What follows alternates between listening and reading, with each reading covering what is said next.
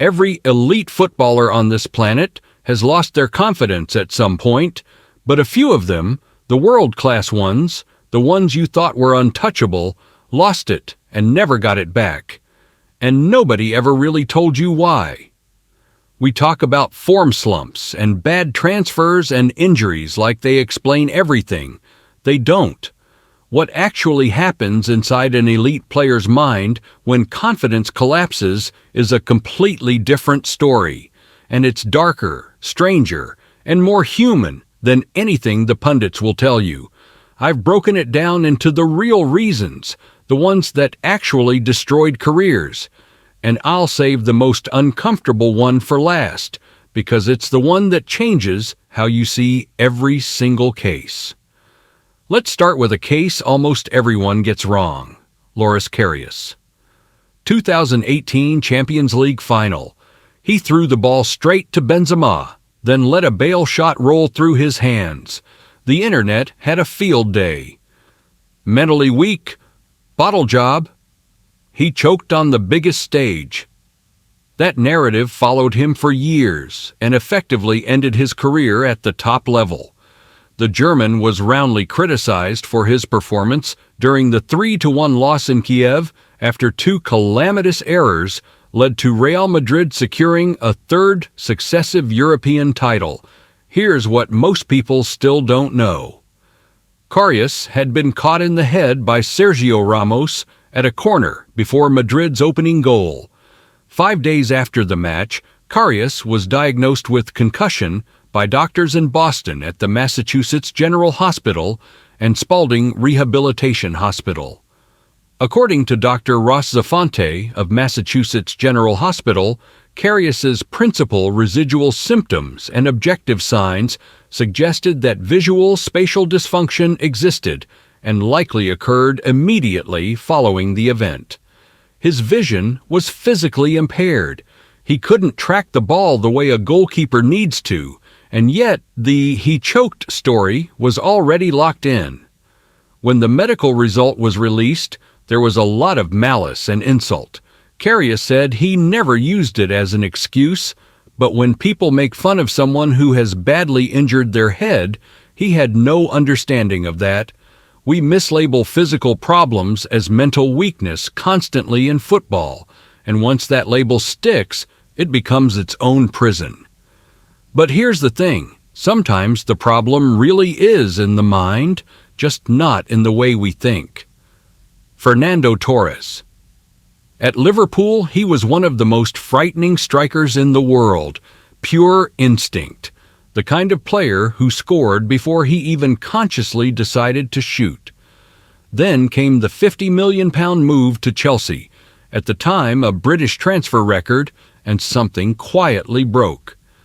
Torres's forcing of the transfer caused outrage among millions of Liverpool fans, and they directed the sort of fury in his direction which would damage the self-belief of any hardened soul.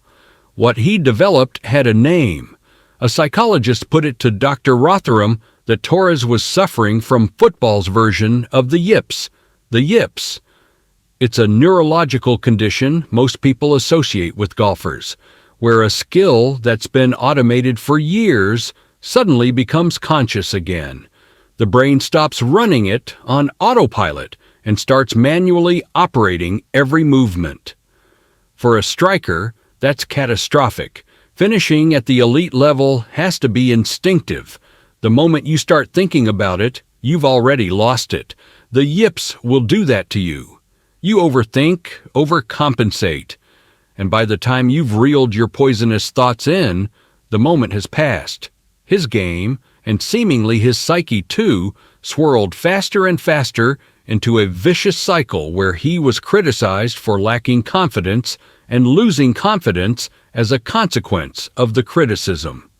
The crowd groaned when he got the ball. He tightened. He played the safe pass.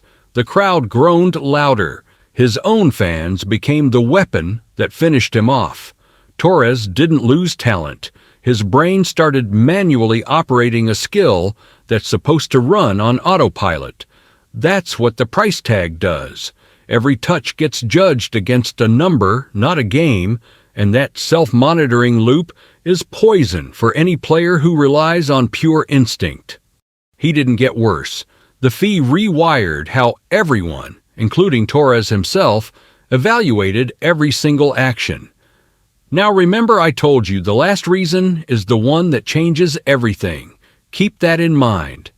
Because first, we need to talk about the case that proves confidence can be destroyed by something football can't even touch. Adriano. In the mid-2000s, one of the most feared strikers in the world, for a brief window, Adriano failed to cope with the death of his father and turned to alcohol to escape. The man himself has spoken openly about how he was consumed by depression, explaining how he went from heaven to hell in the space of just 9 days. 9 days. That's how long it took. He won the Copa America, then got the phone call. As Zanetti described it, he got a phone call from Brazil. "Adri, Dad is dead." I saw him in his room. He threw the phone and started screaming. You couldn't imagine that kind of scream. After that phone call, nothing was the same. Adriano explained, "After that day, my love for football was never the same.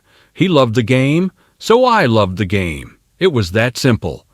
And when his father was gone, so was the reason, Inter helped keep Adriano's problems out of the spotlight by falsely informing the media that he was injured and unable to play, when instead he had arrived for training drunk.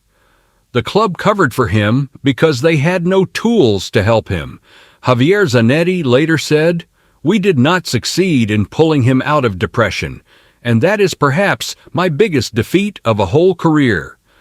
The most feared striker on the planet was undone by grief, by depression, by something that had nothing to do with football at all. And that brings us to the last reason, the one I said would change how you see all of this.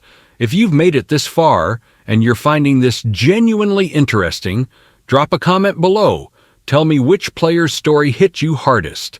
And if you haven't subscribed yet, do it now, because the next video in this series goes even deeper into the psychology of elite collapse.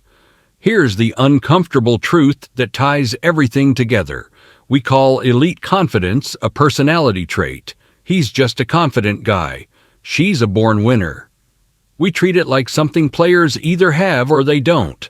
But every single case above proves that's completely wrong. Torres didn't lose confidence because he was mentally weak.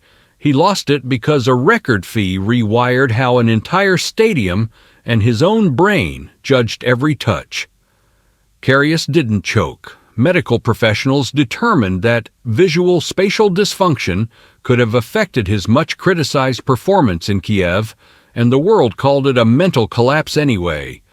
Adriano didn't lack character. He lost his father, fell into depression, and a sport that had no language for that kind of pain watched him disappear. And here's the thing almost no one in football wants to say out loud.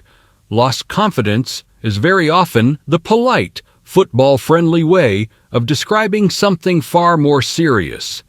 Andres Iniesta has spoken about battling depression before he scored the 2010 World Cup winning goal.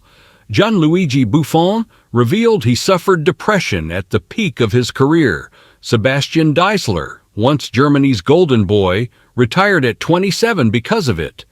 The sport kept calling it a confidence problem. It wasn't. Confidence at the elite level isn't a fixed trait. It's a structure. It's held up by form, by a manager who trusts you, by a crowd that's on your side, by a body that works the way it's supposed to, by a life that isn't falling apart off the pitch. Pull out any single one of those props, and even the most fearless player in the world starts to collapse. Elite football is specifically designed to knock those props away. The fee, the pressure, the crowd, the injuries, the grief, the scrutiny, one by one, until there's nothing left holding the structure up. The players we lost weren't weak. The structure just came down around them, and nobody helped them rebuild it in time.